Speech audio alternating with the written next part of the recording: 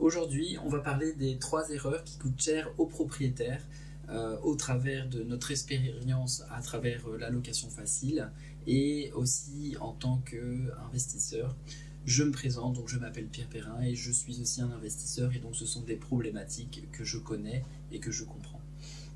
Alors finalement, on va parler essentiellement autour de 2 sujets. Donc la première, c'est un locataire avec un bon salaire est-il forcément fiable? Et la deuxième question qu'on va se poser, c'est un locataire sympathique est-il forcément un bon locataire? Et donc du coup, je vous ai envoyé différentes questions et vous avez été nombreux à répondre sur les différentes choses qui vous stressaient lors de la gestion de votre bien.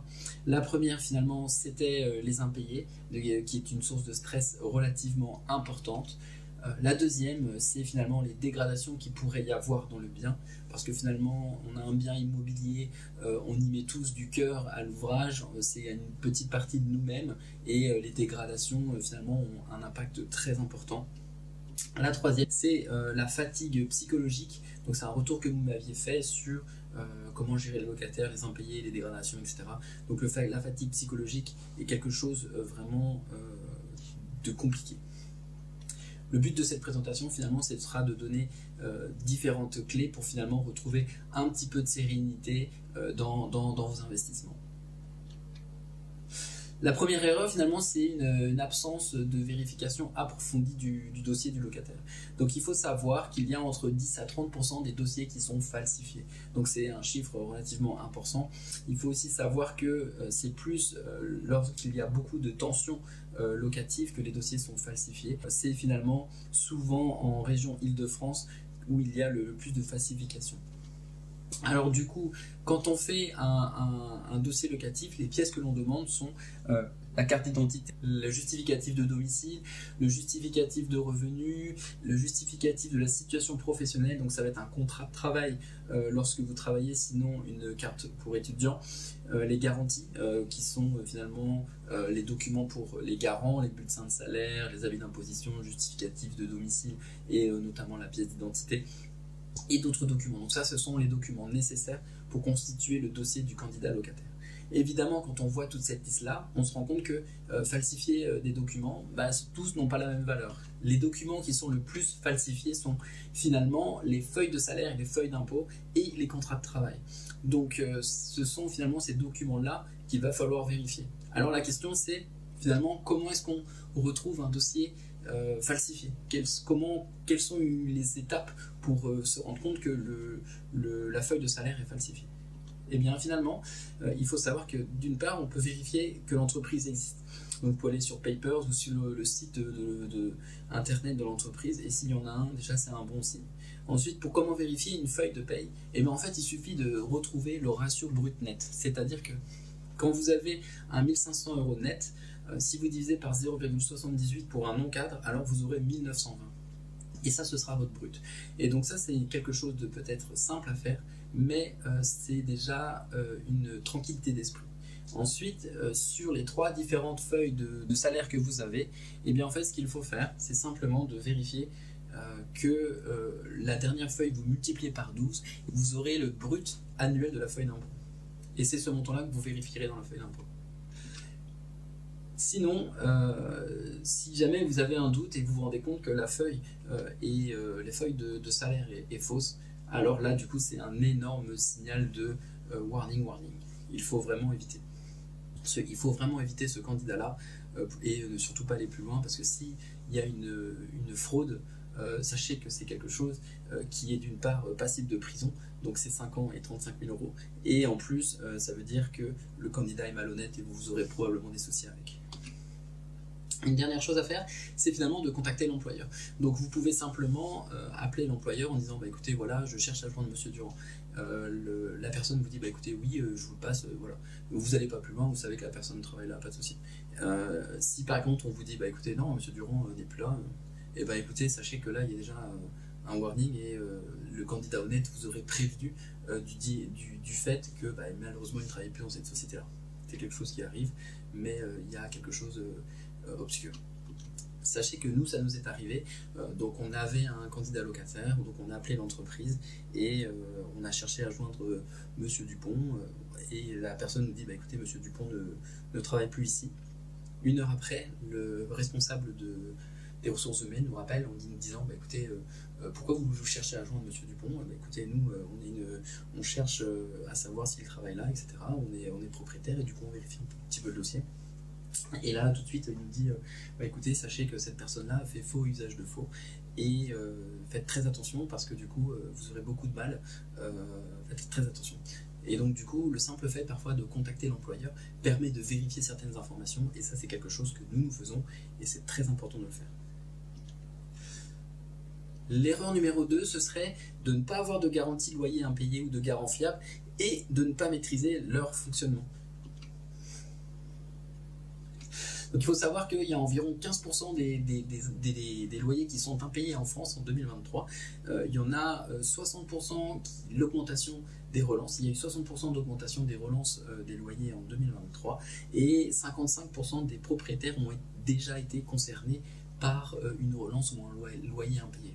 C'est vraiment important et quand on pose la question pourquoi est-ce que vous n'avez pas de garantie loyer impayé ou de garant, 43% ne se sentent pas concernés, 24% répondent que le coût est élevé, 10% répondent que c'est complexe et 9% finalement le font gérer par des agences. Et donc finalement les régions les plus touchées sont l'Île-de-France et les Hauts-de-France.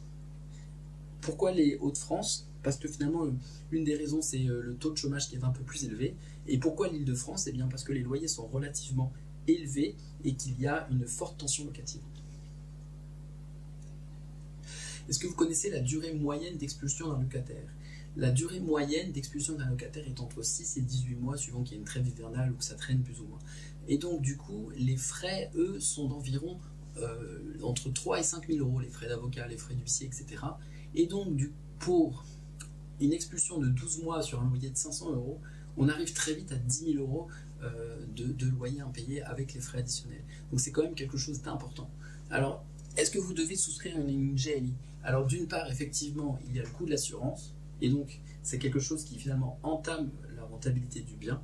Mais de l'autre côté, il faut toujours penser que ce que vous dépensez dans votre bien, finalement, peut être considéré comme un frais qui pourra être ensuite déductible de vos revenus du bien. Donc, une garantie loyer impayé coûte entre 1,9 et 3,7%. C'est quand même élevé, mais ça permettra finalement d'une part de couvrir vos loyers, d'autre part les loyers non perçus, d'autre part de faire le remboursement des dommages qui auraient pu être faits dans le logement, de vous couvrir aussi sur les frais juridiques, donc les huissiers, les avocats, etc. Et notamment aussi parfois de vous couvrir sur des frais juridiques qui pouvaient y avoir, des litiges entre vous et votre locataire. Alors il y a différentes compagnies qui permettent d'être des garanties loyer impayé. Il y a Visal dont on discutera un peu plus tard, il y a Luco, il y a Mila, il y a Cautioneo, etc. Il y a la Maïf. Et il faut savoir que finalement les garanties loyer impayé sont de deux types. Il y a celles qui sont payées par le locataire et celles qui sont payées par le propriétaire. Et donc Cautioneo par exemple est payé par le locataire. Ça peut être effectivement un argument. Visal, donc Visal est gratuit et notamment a été créé par Action Logement pour faciliter l'accès à la propriété. Et donc Visal couvre les impayés d'une part, mais aussi des dégradations.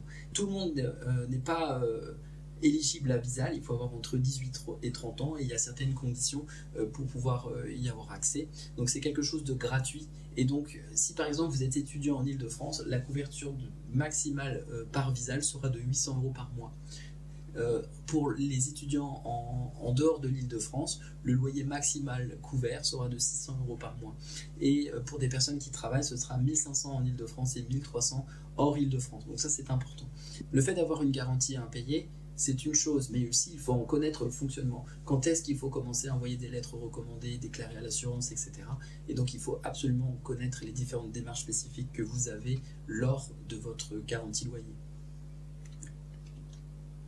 La question maintenant se pose sur faut-il avoir une garantie loyer impayé ou plutôt un garant? Le garant, c'est quelque chose qui est finalement une solution classique, qui est basée sur la confiance et qui n'a pas de coût supplémentaire.